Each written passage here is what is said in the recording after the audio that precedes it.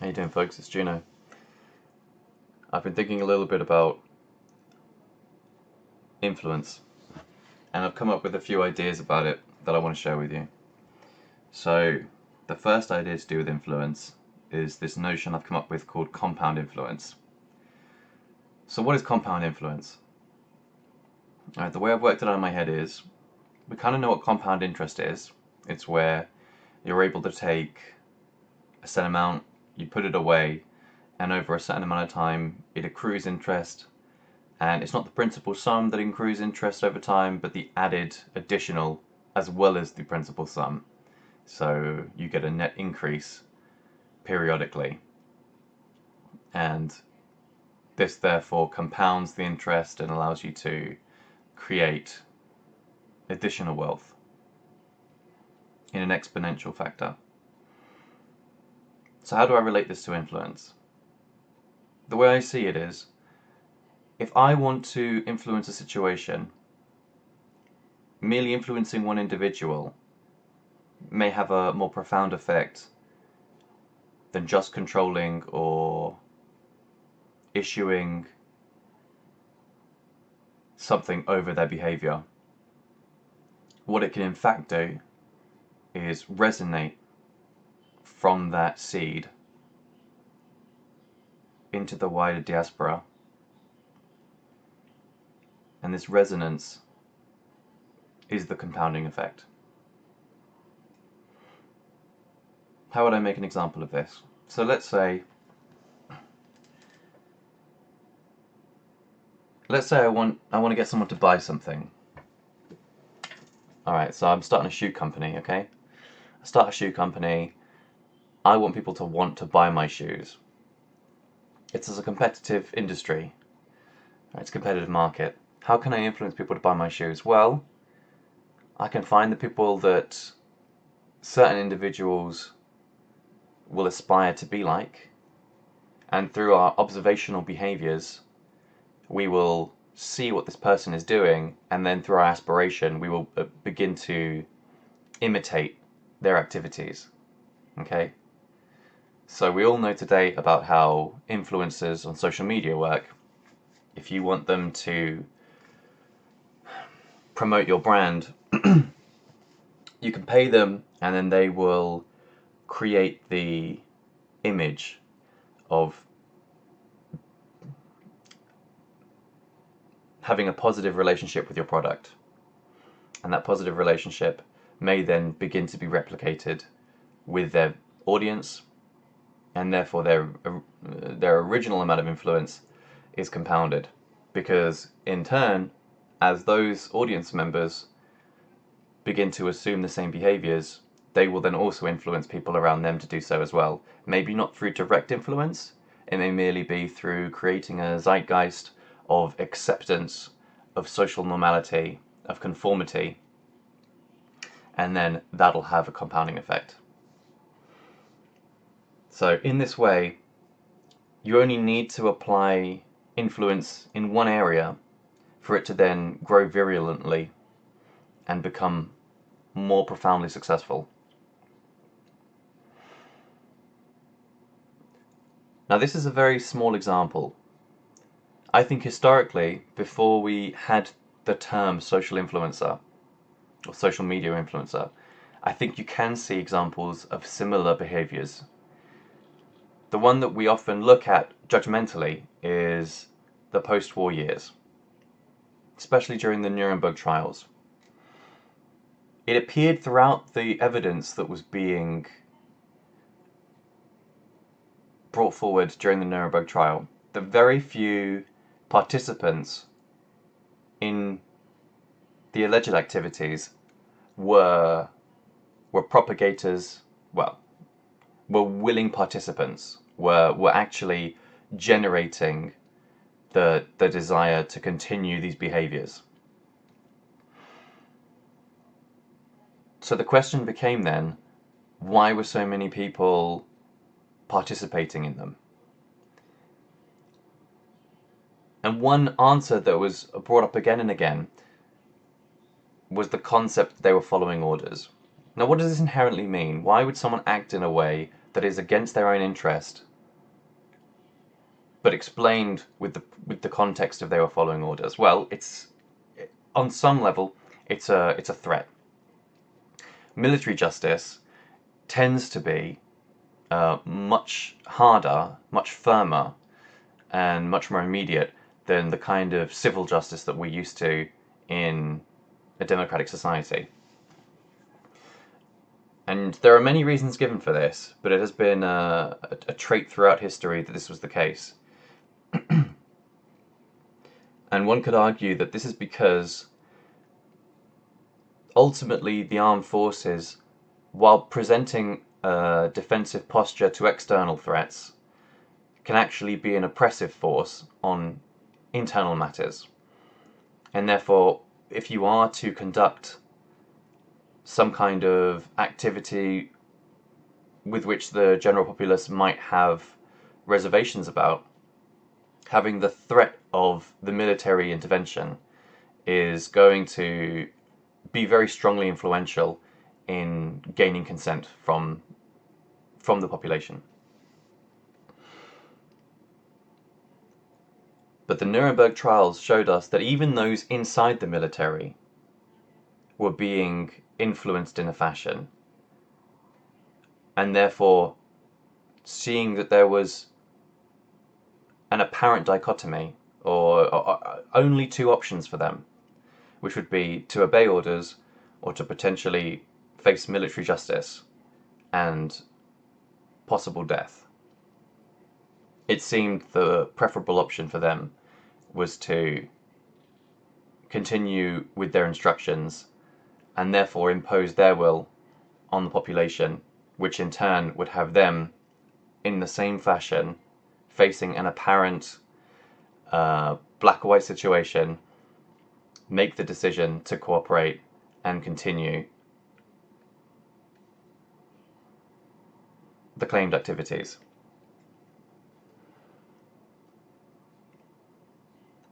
If you were to look at this logically, you could therefore deduce that at some point it may be possible with which the proper application of influence can actually have a much more profound and compounded effect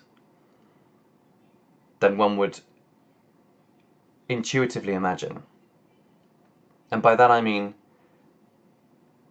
it may be feasible that one only require influence a very small number or even a singular individual who, when properly placed and motivated, would therefore exact their influence over others in a reciprocal fashion.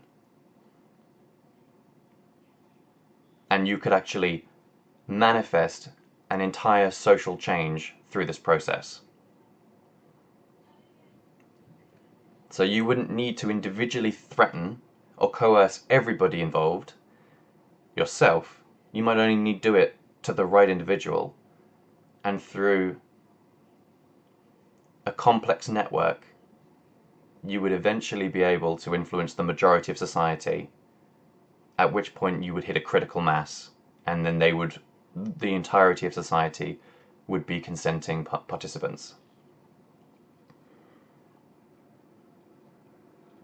So I've given two examples of how I think such a convergence can take place.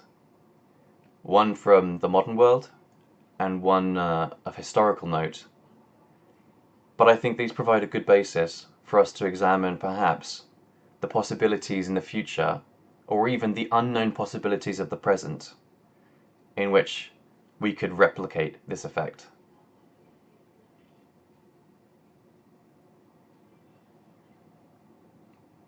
Where could we begin to identify that this could be taking place during our time now?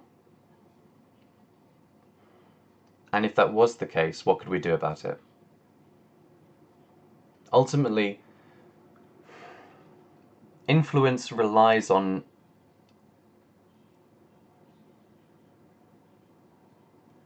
a set of beliefs.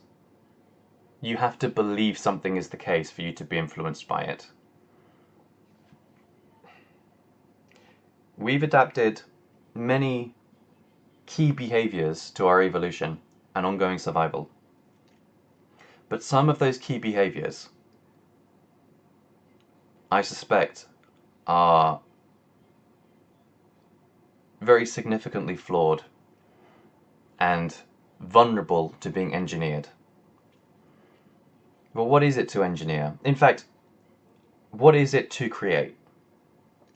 I'm not sure that any human being can truly create anything.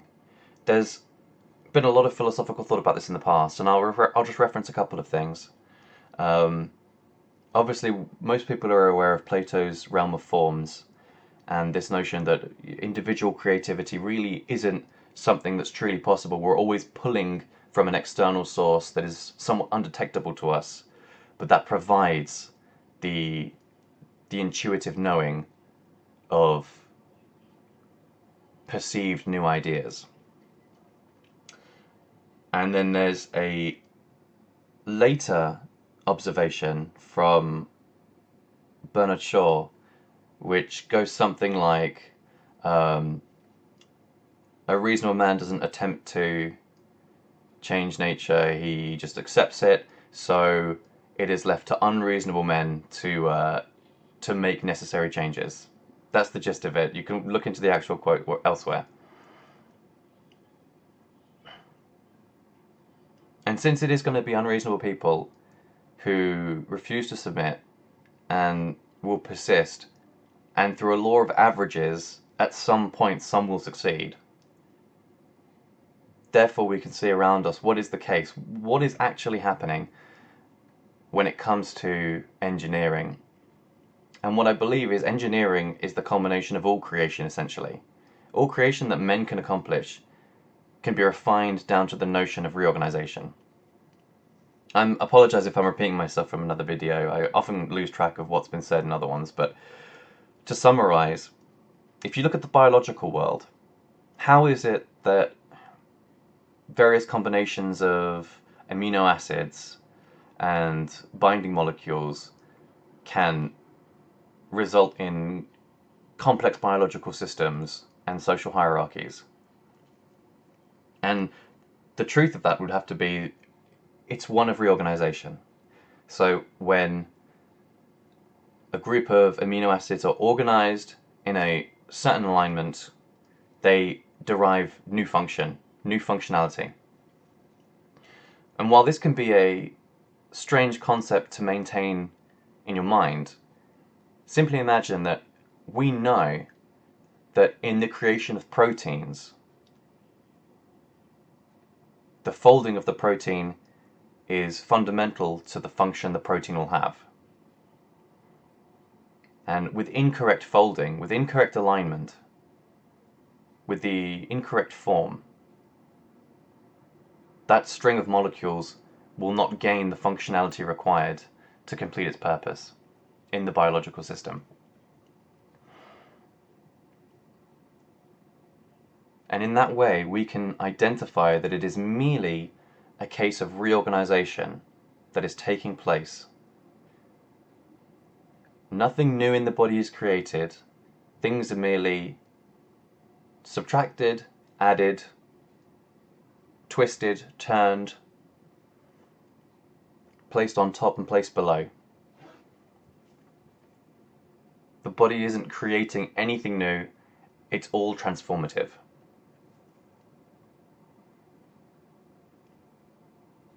And if we look at engineering, from the very first flint axe to the most modern machine tools, we essentially are studying the same thing. I take a stick, I take a rock, I bind them together with branches. I have a stone axe. And the machine tool is essentially the same thing, but a much longer process of reorganization, with many steps and phases, from mining the raw materials we require, refining them, smelting them, creating the grade of materials we desire for this operation, having certain tolerances, having certain properties inherent to them, and then cutting or manipulating the material into the correct shape, and then having those shapes interact with other components of differing shapes, all combining into whatever function we require. And that can have elements from many different areas of the physical sciences. So you could have metallurgy, you could have thermodynamics, you could have electromagnetic interactions. The properties of the materials derive the function, but the function is only operative once you have the correct alignment of those materials. The assembly, the reorganization, is the pivotal element. And so, just as the folded protein has a function derived from its organization, so we can see the most complex machinery that we can create as human beings is a derivation on that process. And you can multiply those layers of abstraction as far as you want, in any direction, and you can engineer everything as long as it abides with these basic principles. The limit of function is only limited to what the original materials will allow. And as we are able to create new materials, or rather reorganize molecules into new types of polymers and composites, then we're able to increase our scope for what's accessible today. So why am I talking about engineering in a video about influence? So I've got this picture on the screen now. A lot of you will know what this is, but if I just read it aloud, it says, "In the beginning was the Word." Alright, that's actually the only bit I really care about there. There is other bits, and to some people maybe they are superfluous, but I think maybe they're trying to communicate something that perhaps is an exploration of the original term. Okay, so in the beginning was the Word, and then to explore that concept, they then go on to say, and the Word was with God, and the Word was God, right? Now for me, I can definitely see that there's some sort of an analogy here to exactly how powerful the ability to engineer things really is. Alright? Words matter to individuals because, maybe uniquely for people, we're a herd animal. You don't need to know exactly what's happening to behave in a certain way or react in a certain way. If I want to move an entire herd of cows, right, I just need to scare the one cow that's closest to me, and even if the other cows don't see what I do, they will see the reaction of the first cow, perceive a threat, and then move away. The influence in that situation couldn't be simpler, yet it is compounded across the entire flock. From very minimal effort on my part, I can move hundreds of tons of meat in a certain direction. Because it's its own merchant, right? It's giving legs to its own product, and therefore it is being motivated to move itself. And this is the existential basis of influence. I don't want to have to physically move you, and we can term movement as a behavior. I don't want to physically make you behave in a certain way, but what I can do is I can influence you to behave in a certain way, which is a lot cheaper for me, because you will be motivated to then adopt that behavior by your own volition, and then you will repeat the behavior when given the signal or in the right stimulus, and then you will move yourself. And so in this way, when we look at the herd of cows and we look at John 1, in the beginning was the Word, I suspect the writer had a profound knowledge that when we rely on news from others, information from others, when we have no direct connection to the information ourselves,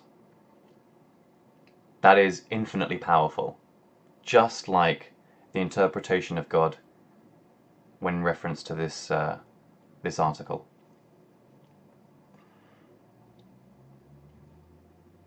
I was recently listening to a book by Noam Chomsky where he spoke about the disinformation that was being proliferated by the media during the Contra affair in Nicaragua, and also during Duterte's El Salvador premiership. And while the majority of the book seems to be a sort of cataloguing of examples of misinformation or disinformation, really that maybe you could say fake news was born sort of then when it was identified. But this kind of interpretationism, where the true information has no value, it's merely the way it can be interpreted that gives it any force whatsoever, because that's what influences people's thoughts. And in the context of the media, perhaps the influence of thoughts isn't so much directed about trying to get a person to move left or right. It's not about scaring the cow and the other cows move. It seems to be more influential on a political basis. So it's about trying to align people's thoughts with certain ideologies, and then the ideologies therefore have only direct responses to the kind of thoughts that people are being given. And so the people then begin to feel a strong affinity with a given ideology because they've been maneuvered in that way to only have thoughts that conspire with it. And maybe this is something that's perhaps quite broken about the current age, is that we've now been exposed to the notion of fake news to the point where it's such a divisive term, where individuals can agree broadly on the definition, but can be in complete disarray when it comes to identifying it in the real world. Like, they'll come to completely different conclusions about what actually is fake news and what isn't. And the truth is that's mostly derived from the ideology which they have been led to believe is going to be more beneficial in their environment. Now, I've gone on at length before about how people are individually motivated by personal gain or status or maintaining a certain posture. So I'm not going to elaborate on that here. But what I do want to say is there does seem to be an ongoing offensive against anyone who isn't willing to adopt an acceptable ideology. And I want to draw attention to just one notion that was brought up recently. And this was... Alright, so I'm going to need to be brutally honest here. I'm going through a period in my life right now where I'm thinking very carefully about the opposite sex and trying to gauge exactly how much influence my negotiations with the opposite sex should have in my life. And while I live at a time where there's just infinite amounts of free pornography online, I've heard it termed as junk sex before, which I think is a really apt description. Like, it lacks any nutrition whatsoever. There's nothing beneficial about it. It's just there to satisfy immediate desire, and there's no substance involved at all. However, it does still provide you with this notion that you're somehow being fulfilled, but because it never truly fulfills you, you're always going back for more. It's got the high fructose cornstarch in it, so you just it's that flavor that it costs nothing to make, but you can't ever get enough of it. And so this dependency, this reliance, this addiction mentality. Now, I'm not one to ascribe any sort of pornography addiction or sex addiction from a psychological perspective. However, what I would say is it appears to me that there is some level of biology which demands overcoming your rational senses, right? It's just written into us as biological beings that rationality is actually secondary to fulfilling our biological needs. And I wouldn't call the abuse of that paramount to an addiction, but what I would say is it seems to be taking advantage of something that, taken outside of the natural context, is not well suited for an engineered world. So anyway, going back to the topic of why I just went on that divergence, the community with which I found quite a lot of intrigue, especially from a psychological perspective, was the community of pickup artists. All right? And if you're cringing right now, or if you're sort of withdrawing in your chair, I would argue that's quite a programmed response you're having. Okay? You've been somewhat influenced to find these people as quite acceptable targets for ridicule. And the reason I bring them up is because the philosophy with which they're addressing their problem, whether or not they realize it's what they're doing, is one of engineering a situation. So I'm very open to the notion that a lot of people can intuit solutions but never devise them. And because that's the case, they always rely on their intuition and they never have any conscious control of it.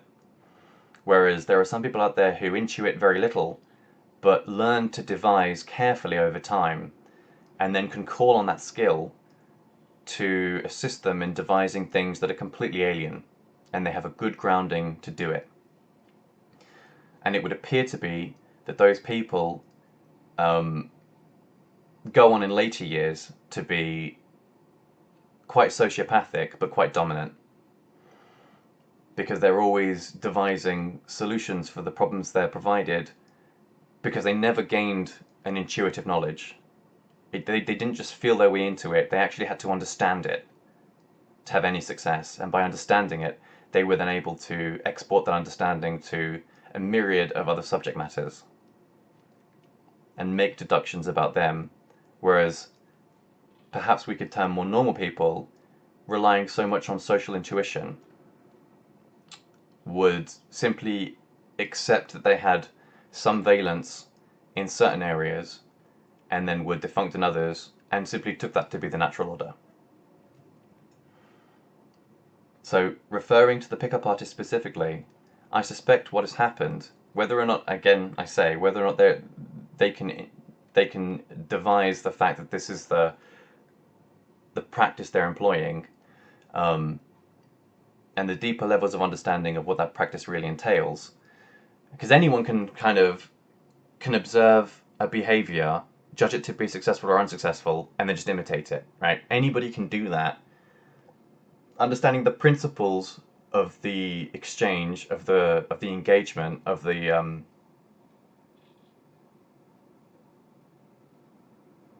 of that interaction, of that transaction. Understanding the principles of the transaction is, I think, a much rarer quality.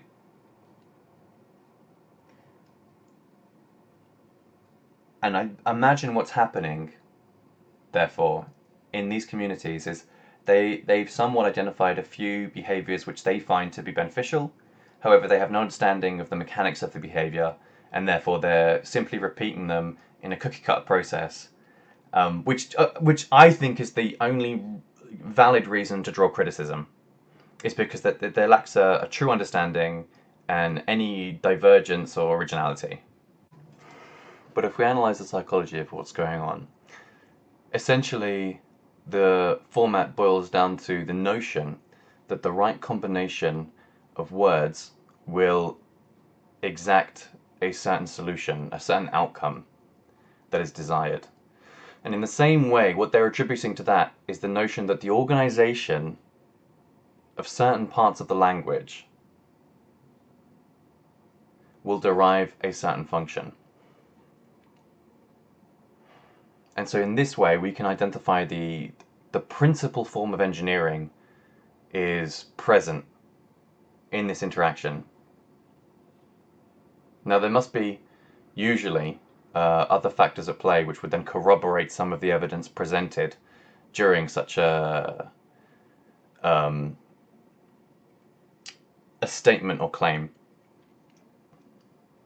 However, as we saw during the mid to late 2000s and early 2010s, there was present the apparent new behavior of online forums, online chat, texting, I suppose in a way that maybe had only been present in maybe the 19th century, which would have been a letter correspondence, where you would derive a lot of your beliefs about somebody based on what they said and the way that they conducted themselves in the written language.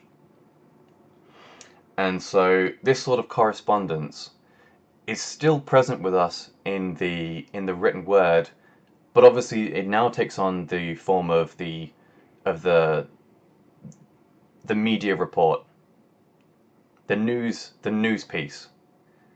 It's the same essential mechanism, but in one environment it's acceptable, but exported to a different environment, it is quite acceptable to attack it.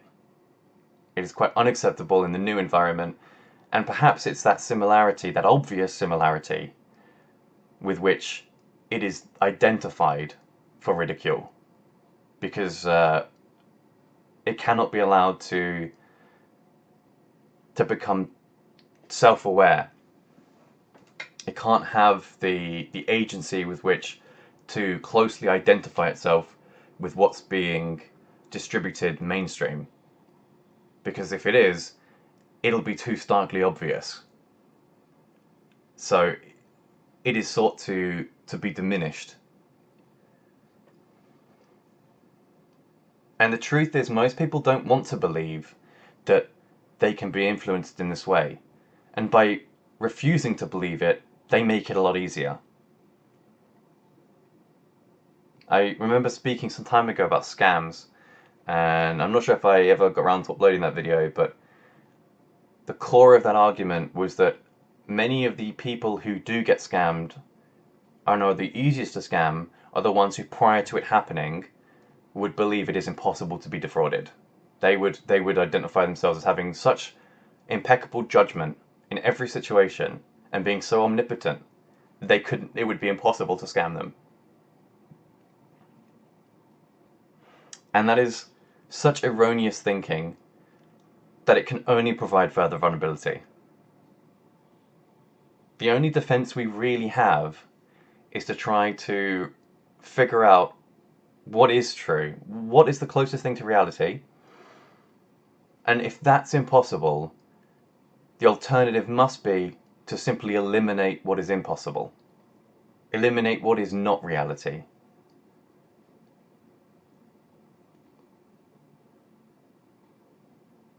Which is still incredibly difficult to do. But the skepticism has to come first, even in situations where it is unpleasant to be skeptical.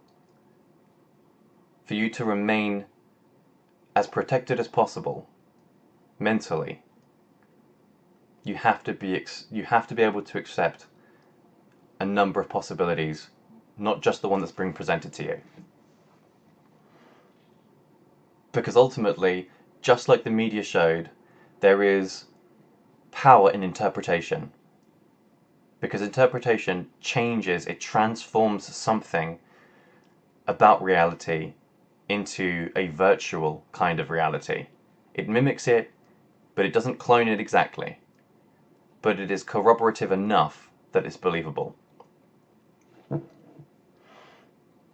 And so when we look at the behaviors exhibited by people like pickup artists, what you can see fundamentally is that with this knowledge, they're able to attack such a vulnerability successfully. And it's, sure, it would be very easy for me to say that no pickup artist is successful, right? But I'll be honest, from my own personal experience, before I even knew what pickup artists were, I was somewhat aware that there were certain behaviors that I could display that would clearly provide more of an advantage than if I displayed maybe more honest behaviors. And so, I would knowledgeably curtail my expression to only a predefined parameter of what I thought was going to be more successful in those certain situations. And maybe not complimentary to myself, but that was after a long time of being broadly naive and very unsuccessful, because I was kind of doggedly stubborn in that I wanted to simply portray the truth and nothing else. And then only in the earliest instances of me trying to sculpt my own image, the way I came across to people, which were, again, mostly failures, right? Like, for the vast majority of the time, looking back now, I see how ham-handed I was in the kind of posturing that I was doing, and how transparent and obvious it was, before I had any real understanding of the mechanisms involved. I only knew on some superficial level that I wanted to appear a certain way. I had no idea how to make that appearance native and natural. Partly through personal change, but a lot of it was simply through playing on people's psychology and understanding the power that had. And the vast majority of the psychology was done through language expression. And you can say that there was some element of it that had to be corroborated by body language or by my personal situation, but ultimately it was through the censorship of what information was being exhibited by myself that I was able to maintain such an image. And whether you do that at a national level in government, in the media, on social media, you're doing that on a one-to-one basis in an interview, any other social situation, we clearly have an intuitive aptitude somewhat to it. So to gain a more complete perspective on individual function, what we need to look at is how that function cooperates and exists in interaction. It's all well and good me saying that a molecule, a protein, an enzyme has a function, but the truth of the matter is that function is derived by the organization, yes, but the function of that is inherently dependent upon the interaction that it'll have with its target molecule or its target object. So what I want to stress here is that it relies upon a reciprocal object being in an existence that can have the function performed upon it. And that interaction is crucial in the understanding of the system. So if you were to take a full perspective view outside of just your own individual behavior, and you could say that my behaviors will have the function of doing this upon somebody else, what you have to understand is that is highly reliant on the composition of the person that you're performing the function on. And if the interaction requires you to modify that function, that will require an internal, essentially that what it requires is an internal reorganization, so that you have now customized that, the language, the output, you've now customized your organization to provide the function given the interaction that you now know is going to take place. Alright, that's the adaptation that's required. It's always in the frame of reference of what interaction it is designed for. The function is derived from the organization, the interaction is actually more dependent on understanding the object that's going to be interacted with.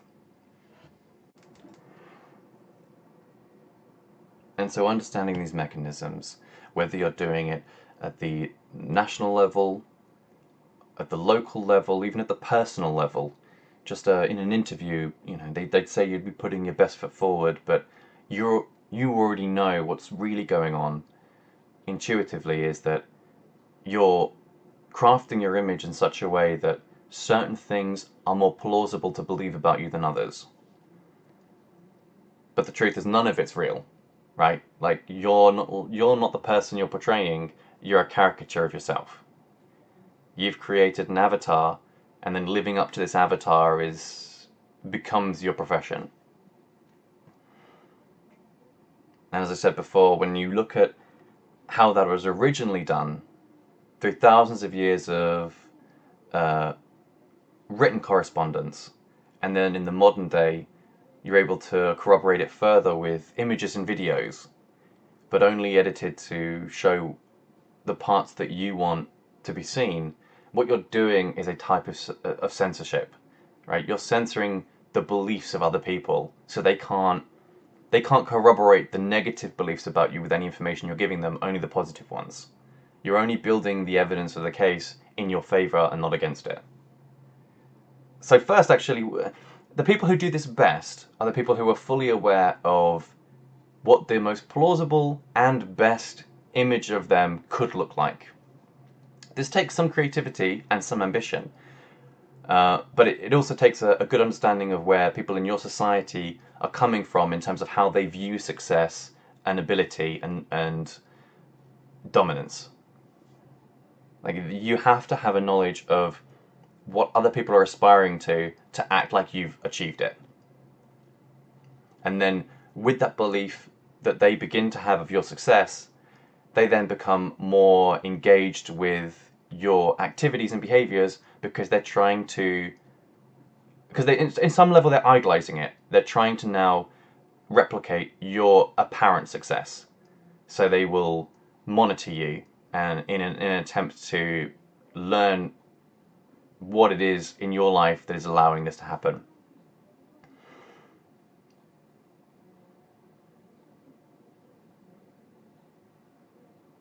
And when it comes to, as they would term game in the pickup artist world, it's just another version of this.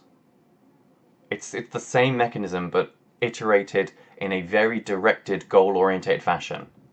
And that is, you are making the individual that you have targeted believe certain things about you and the situation that you're both in, as is beneficial for them to have whatever relations with you desire. So there is some biological basis for that people seem to have clicked into, and they would use, for example, arguments from hypergamy to justify this, from natural selection, from evolution. These would seem to have actually quite well-grounded principles at their core.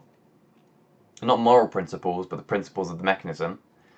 And they would seem to be reasonably successful, right?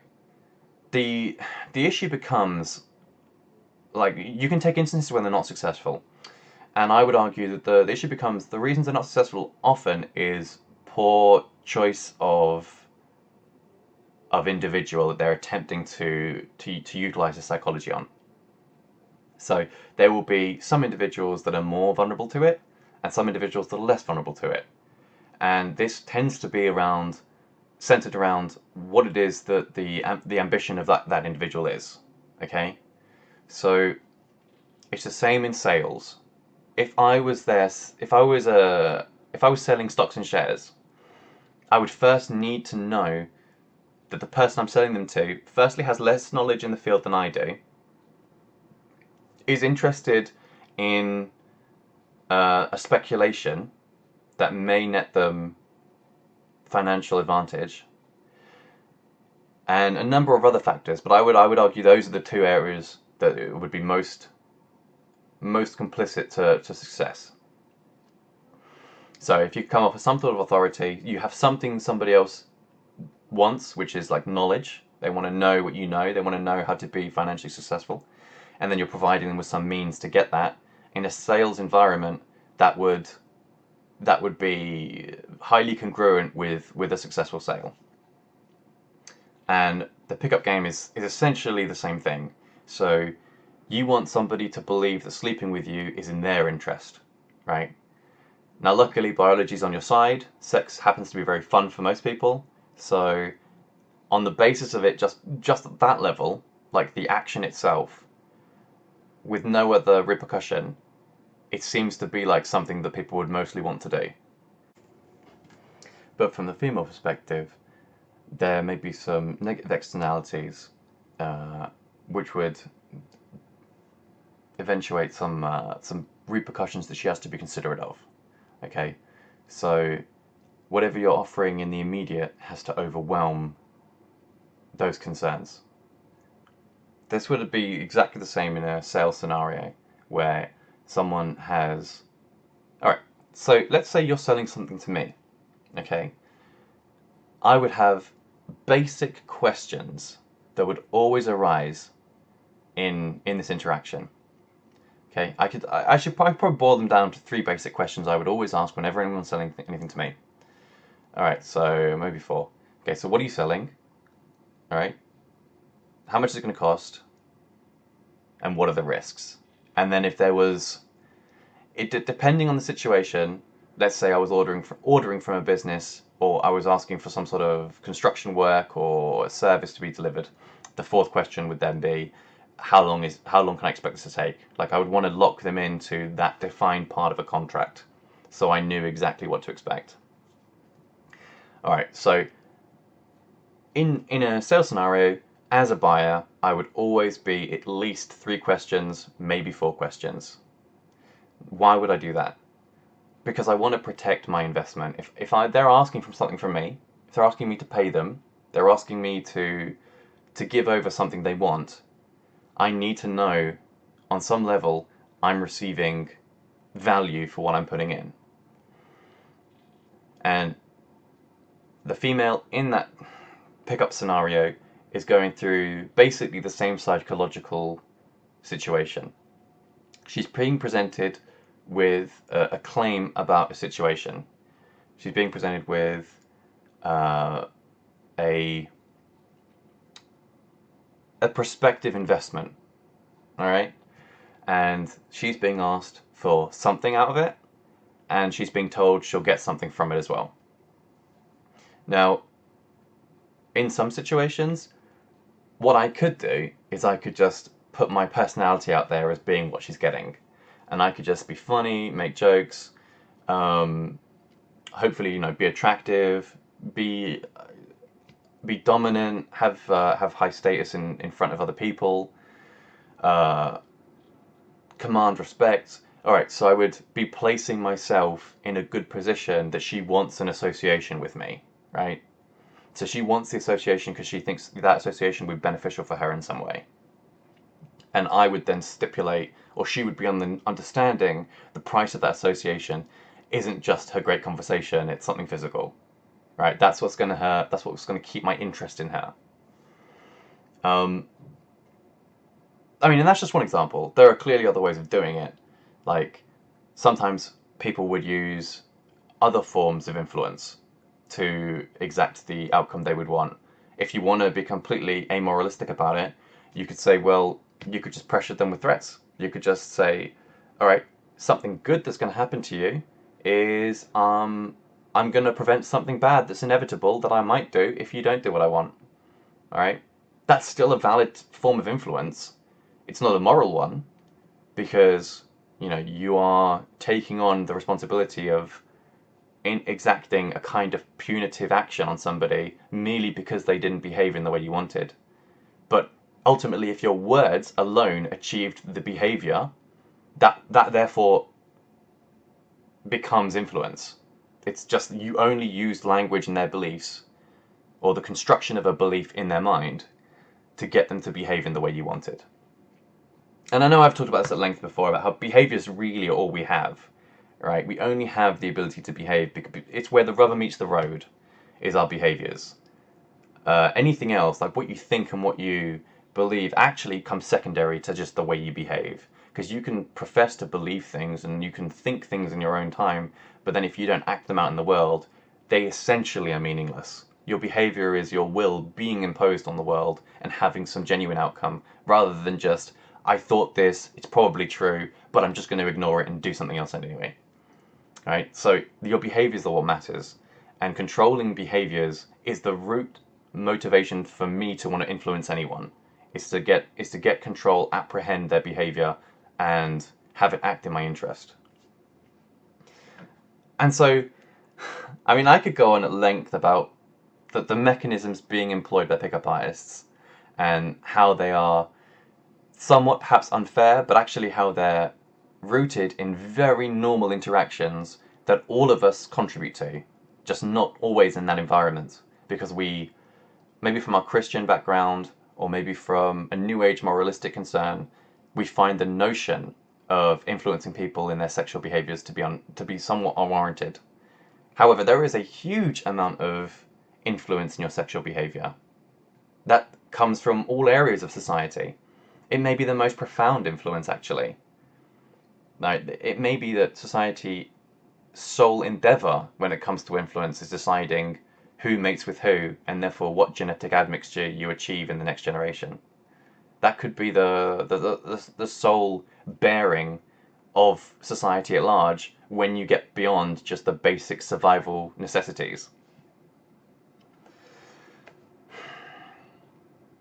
I guess I want to talk a little bit more about game and about pickup artists, because I personally have I do have some reservations about the application of this engineering strategy.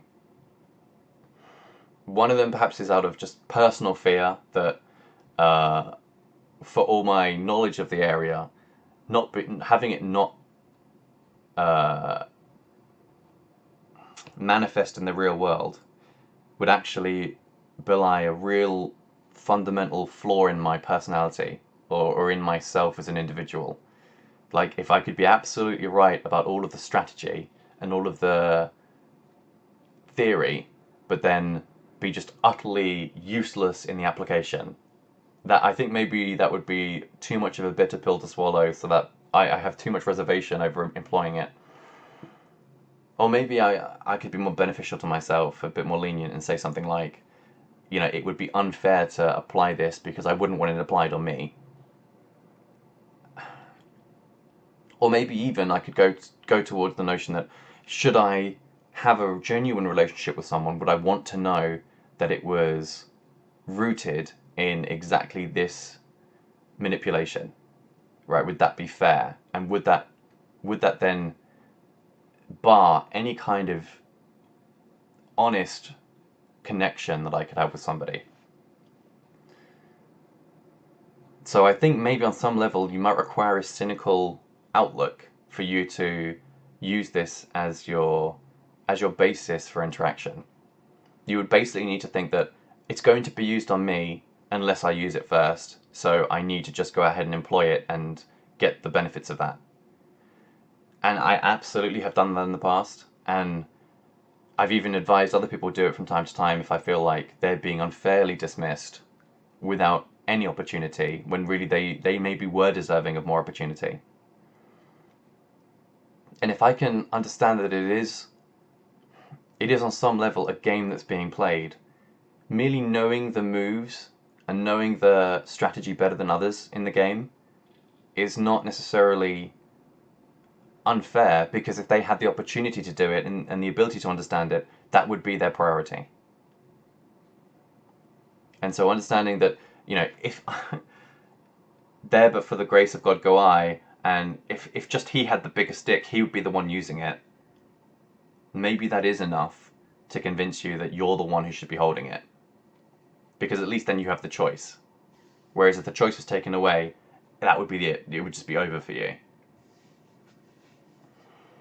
And when you do, maybe that's some element of the hypergamous approach that's taken to understanding game, is that it immediately puts you in the mindset of a cynical, misogynistic view. And I don't mean misogynism in any sort of negative sense. I mean misogynism in the notion that females are only applying an algorithm and nothing else. That's all that's going on, is there's an algorithm, and it's somewhat, it sounds and feels belittling and condescending, but actually it's simply the application of biology. It's just the reorganization of already available evidence, already available elements.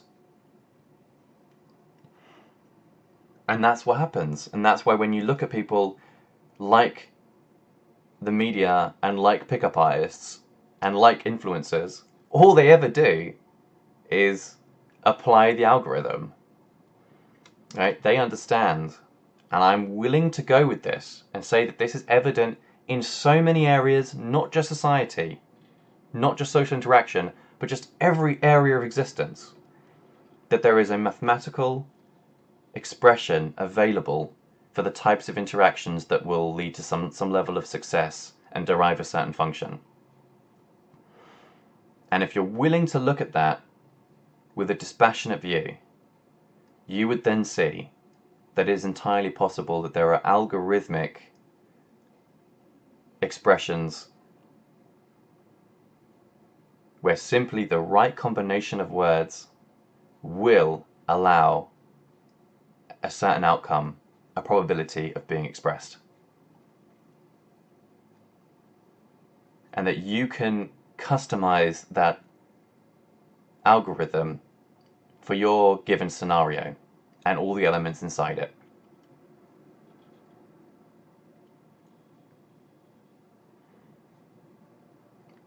It is so clear that people only hold concrete beliefs based on a central notion that the universe is steady and will continue in the same format that they have experienced in the past. And the truth is, that isn't the way the universe works. And given enough information, and your belief is changed to align with that information, you have the ability to exhibit any behavior dependent on what information is presented. And that is why it is entirely possible to have someone you don't know fuck you.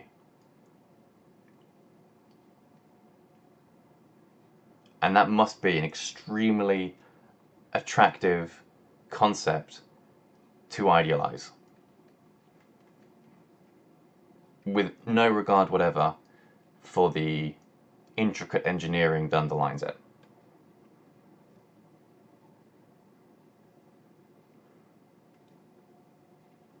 And I understand why it's a very uncomfortable thing to think.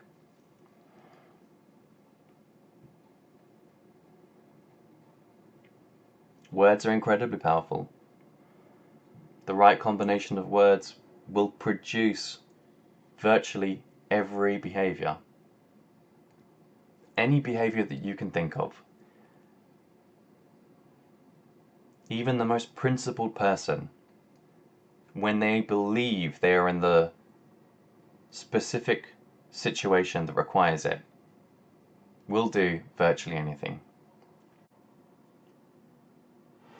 So in the same way that we can help others define our image, influence them to define our image, by only censoring them to receive certain information about us,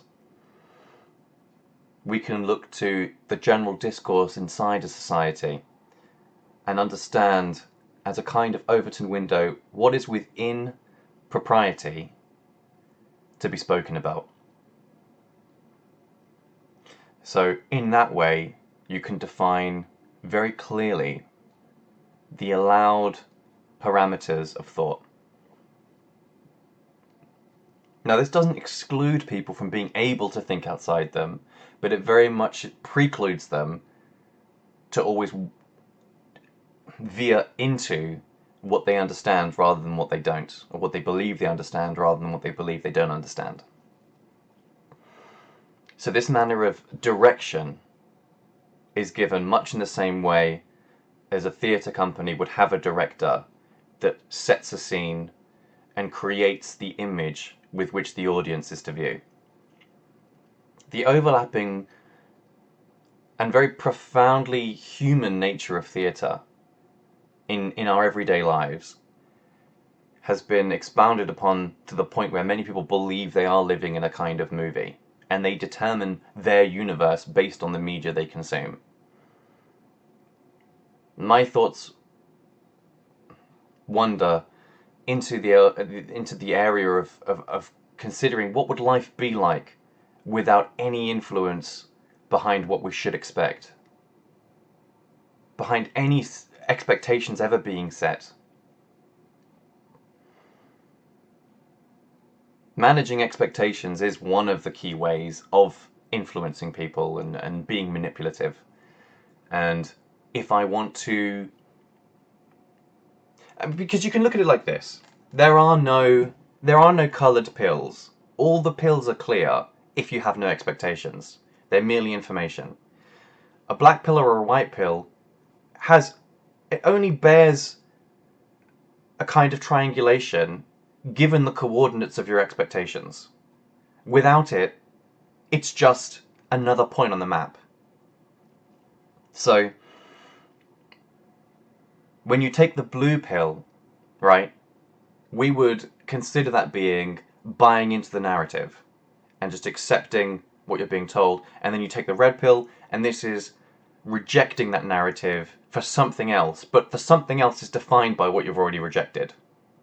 So the blue and the red pill have an interlocking destiny and an interlocking purpose.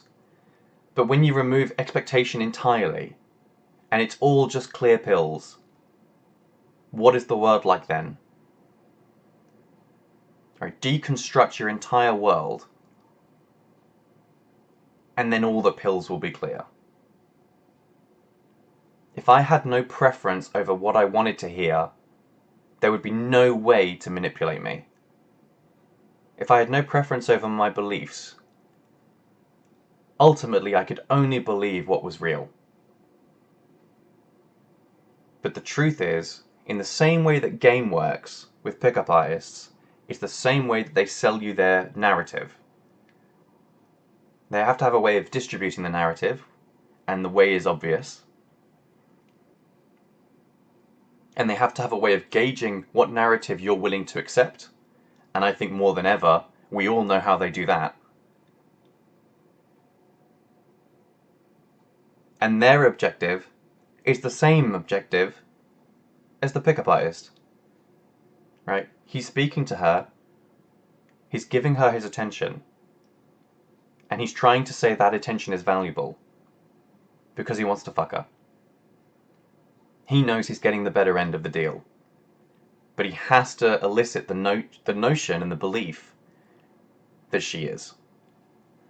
This is the basis of all negotiation, really. There are very few examples where you can say definitively both sides got an equal amount of benefit out of an exchange. In fact, I would say that that's a kind of anomaly. That symbiotic relationship in nature, maybe, but I don't think so. One is always going to have a slightly higher end result, but the maintenance of that relationship almost always requires the belief that it's actually broadly equal.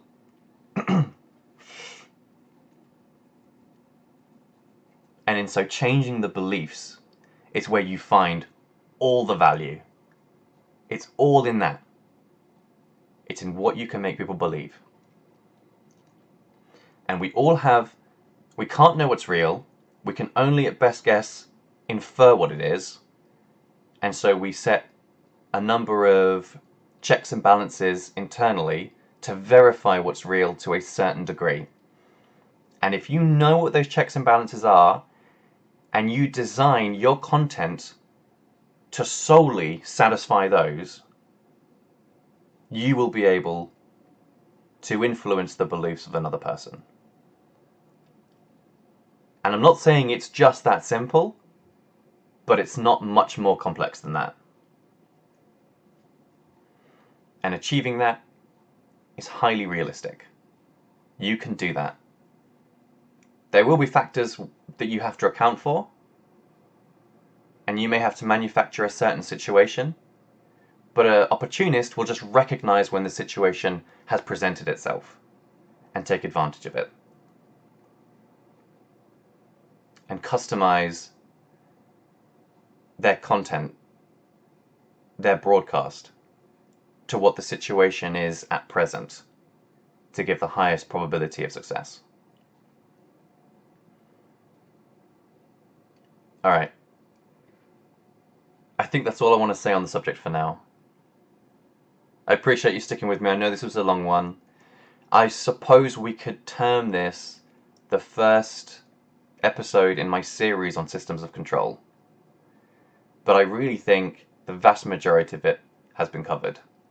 But I'm sure I'll have some other additions that I wanna express that maybe aren't exactly related, but I'm sure they'll all be somewhat convergent on the same notions. Anyway, enough of me rambling. Thank you very much for staying with me. Have a good one.